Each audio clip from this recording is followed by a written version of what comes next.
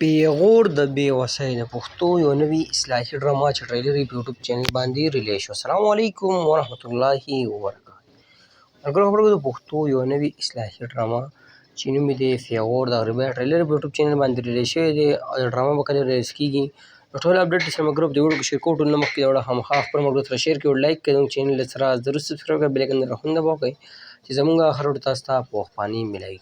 ملګرو د پښتو بهترینه ډرامه چې نوم یې دی پیغور د بې وسۍ په دې کې کوم سټارکاسټ هم د سکرین باندې ښکاري هم چې جهانګیر ساحل، زاهد خان، سلما سواتي، لیلا سواتي، خالده، یاسمین او داسې نور هم بهترین سټارکاسټ پکې شامل دي.